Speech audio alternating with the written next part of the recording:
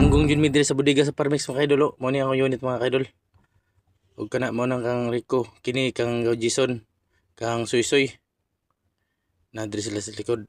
Kini mo ni kang Uncle Tiban alias Steve McQueen na siya dapito natulog. Sila natutugawon. Og si Soy na unit pero nanumbalay siya diri kinamati man nig sounds. Oh shit! Tuwa na gisakaan ng kabuhi mga idol. Naraya unit da pero niabot jud siya diri mga idol. Kay nagpasiaw. Inga na dyan mga idol no pag wilingaw mga driver mga idol. Magpasiaw lang yun para mawang kalaay ba.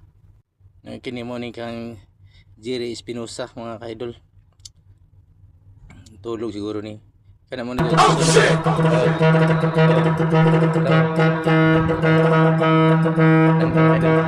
Ito niya mga ka-idol kay nakahiring man siya nga nag-video ko. Kay vlogger man kuno ay ta.